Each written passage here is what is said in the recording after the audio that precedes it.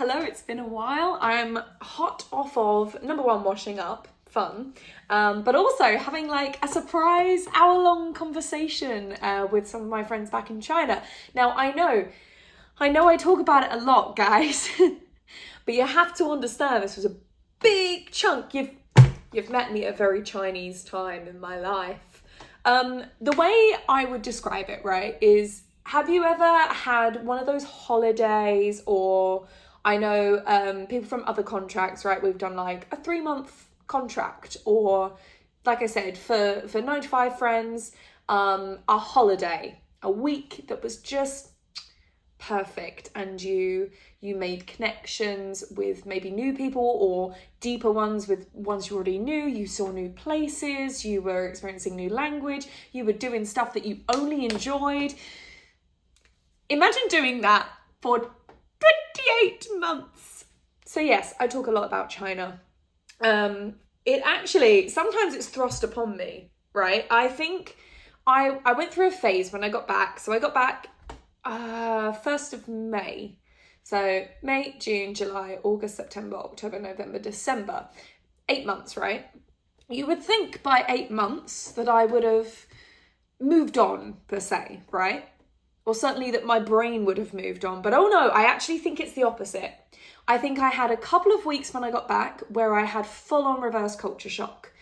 I looked around and everything was new and fresh to me again, and I couldn't believe some of the differences. And then it kind of went away. And obviously I missed friends and I missed lifestyles, but in terms of the China of it all, it dissipated. What's happened recently is that I think I have stopped being conscious that I'm talking about it, and therefore have started to talk about it again. Does that make sense? It's like I was so focused on not responding with dui, not my sort of throwaway phrases and things for ages were Chinese because kind of everyone was in on the joke, but when I came back to England, I realised that I was very gapya. Oh, this one time in Burundi, all of those, this one time at band camp, all of those stereotypes of the person that went away, had a good experience, and now won't shut up about it, right? And I didn't want to do that because I wanted to include my friends. Obviously, I wanted to talk about my time there. It's a massive aspect of my life over the last few years. But I'm someone that craves connection and I don't want to exclude people. And I also am very aware that I'm neurodivergent and I can go off on one and maybe the other person doesn't care about it.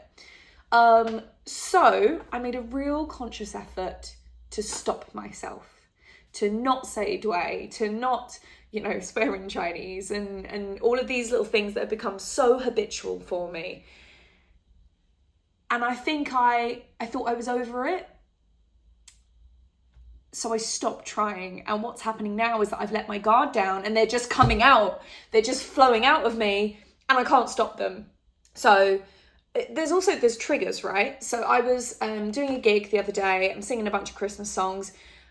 As some of you may know, I was in the Christmas show, and there is some crossover of the songs that I'm singing in this new set list that were in the show. And obviously being in China, some of the lines were in Chinese, and it takes every brain cell, all 3 of them that I have, to not sing the Chinese lyrics because they are hammered into me. I was doing that show 3 times a day. They're in there. So, and for some of them as well, I don't know quite how I escaped things like Most Wonderful Time of the Year, but I never really was conscious of the lyrics of that song. So I technically learnt the Chinese first. So it's a struggle. It's a struggle, guys, but we're getting there. But then also sometimes other people thrust it upon me. So I'm doing a job at a grotto at the moment, and it was mentioned to one of the guests, oh, this elf has had some experience in China. And obviously my ears pricked up, and I was thinking, how on earth am I going to have this conversation and still stay in character? But they must have sort of wink, wink, nudge, nudged me for a reason. So I headed over, and she was saying, oh yes, this little human child was born in China. And I was like, oh, whereabouts? And the dad steps in, and he was full gap year. He went, Beijing. Not Beijing. Beijing. And obviously we've exchanged eye contact, and I've gone,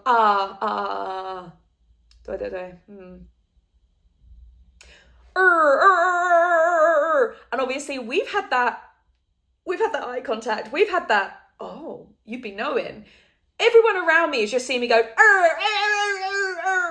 So I then couldn't think of a way to make it relevant. I think I had embarrassed myself enough, and I thought, I was very elf over here. I'm going to go back to being very elf over here. Merry Christmas. And I tutted off over to this way, and then I was kicking myself for kind of the rest of the day, because I was like, was that too far? But he definitely got it. I think the wife was confused, the other elves were confused, but we had a moment. We had a moment of connection, and is that not the point? But yeah, so sorry if I talk about it a lot, but it's on my brain a lot. I miss it dearly. I miss my friends dearly. I miss my lifestyle dearly. It's not just the most recent contract. I think something that people maybe haven't clocked yet is that most of my 20s have been spent in China. Bar COVID, I've spent longer in China than in England. Like, we're coming up on half a decade, I think. Hang on. Yeah, we're coming up on half a decade. So I've spent most of my developing 20s in a different country. So I am probably going to speak about it a lot. And thankfully, and please do, if you do know me personally, please tell me if I am just talking about it too much. Just say, I've had enough of the China talk for today. That's okay. I would rather people call me out on that, but also, it's right here all the time. Just because the comparisons are always there.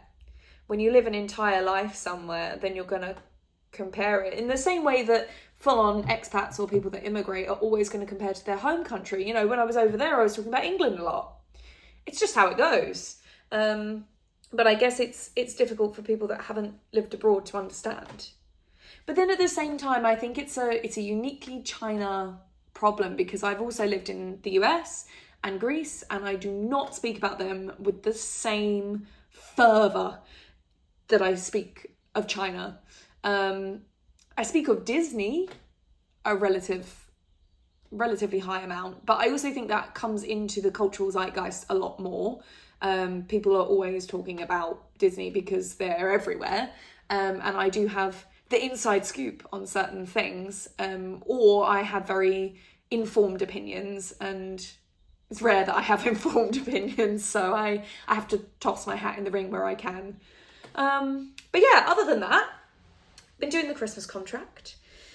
It's good to be working again. A little bit chilly sometimes, a little bit dusty, but enjoying working in, I would say, guest-facing role. I'm not sure how true that is, because I actually don't like the general public very much, particularly, and I hate to go there, particularly the English, very entitled. And I'm sure there are very entitled Chinese people. There certainly are, actually, now I'm thinking about it. But there's a specific, it's the Karens, it's the parents. And I'm not saying just because you have a child that you're a Tuesday. Thanks, Tom. But there is an entitlement, right? Oh, I didn't book, I'm coming in. It's not how booking works, hun. That's not how it works. But thankfully, I have never been really in a position where I can tell them no. I just say, I'll find out. And I quite like that. I quite like the lack of responsibility. I did cover for a more responsible role, I suppose, technically. But I also had no power. So it was very much, I'm going to do what I need to do to make today run smoothly, and then anything else is, I'm not going to dump a bunch of stuff on the next person, but I was like, I do what I can today with the tools I have at my disposal today, and that's not a lot. But yeah, enjoying winter a little bit more, I guess. I'm still not very festive. It's the what is today? 22nd? Maybe? 21st? I don't even know. It's Friday. It's the Friday before Christmas. And I have not written my Christmas cards. I bought some presents, haven't wrapped the presents. Again, I've had 2.5 years of realistically not having to worry about anyone outside of my immediate vicinity. I did send things like Moonpig cards and everything, but there was no sitting down writing Christmas cards because I just, the postal system was trash. And to be fair, it's trash over here. The NHS, sorry, it's been a while since I've done one of these, so I have lots of thoughts. Love the NHS, very thankful for it. By God, is it struggling. We're supposed to have a very important thing happening today. Got cancelled because of the strikes. Get that you have to strike, but also it was an urgent thing, and it was down as being urgent. In fact, I rang up they said the appointment's available now. Rang up to book it, and they said, yep, it's Friday today, or it's the 23rd, so it can't be the 22nd today, or it's the 23rd. And I said, I'm working both of those days, and I know that the vast majority of people will just take time off to go to them, but I don't work very often. I was like, you could have picked pretty much any other day, I would have been free, but those 2 days I'm working, and it's self-employed, so I can't just call in. But regardless, got cover and rang back, got the appointment, and then it's been cancelled. That was what I was going to say. I originally had said, can we push it to January? And she said no, because it's outside the 2-week urgent care window. And now I've got a letter saying it's been cancelled. It's going to be in January, outside the 2-week window. So now I've just lost out on today's money. But it's okay, because I'm talking to you. I am going to write my Christmas cards today, and I might even slap on a film. I would love to know what people's traditional Christmas films are. I think realistically the only one that I watch every single year is Muppets Christmas Carol. The others are kind of on rotation. I watched Nativity for the first time last night. It was alright. I like Martin Freeman. I also forgot someone that I did Amdram with was one of the kids in it, and I was like, I know him, and it had completely escaped my mental understanding. Wow, words. I think I've just been in a flow state this morning. It's been great. But yeah, Muppets Christmas Carol I watch every Christmas Eve with my partner who is now back in China. Don't hate me. He's back in China. We will do what we did not last year, the year before, where I was in China and he was in England. We're just gonna FaceTime, press play together, watch it together.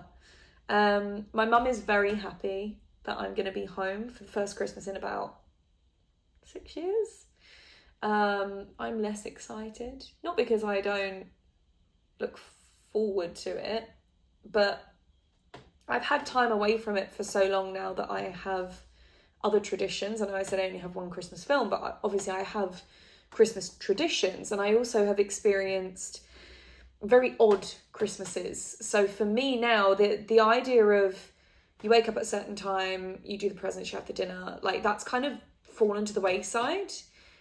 The tradition is more around the energy and being with people and doing this and doing that, rather than this is the order we do things in and we do the same thing every year, we eat the same thing every year. I don't do that anymore. I've had Christmases where I've worked. I've had Christmases where we've all got together at 6 a.m. because it's the only time before everyone goes off to work. And we've ordered a McDonald's, and that's been great. And it's been a bunch of people squeezed into a tiny room. It's very wholesome. You're just there on pure Christmas vibes because you want to be. What else? I had a Christmas where the only person to wish me Merry Christmas was my fiance and the fruit seller. No one else celebrated it. So it's going to be weird to have that childhood sort of Christmas again, of the family gets together at the family home and we all sit around the table. I mean, I have a small family, and sadly it's gotten smaller and smaller throughout the years. But it should be nice, and I'm definitely looking forward to the roast dinner. That I am looking forward to. Pigs in blankets. I bought a 20 pack the other day, and I put them in mac and cheese. Dirty, filthy, but so good. So good. If you haven't done it already, would recommend. True Elite mac and cheese is obviously base mac and cheese, leek, some buttermilk chicken with crumbs, and you want to leave it until right before you eat it to put it in, so it's still got some of that crunch, and 5 pigs in blankets. Now, don't get me wrong, it will send you into a coma. It is one of those dirty foods. But if you've had a rough day, nothing quite picks you up like the mac and cheese. Yeah.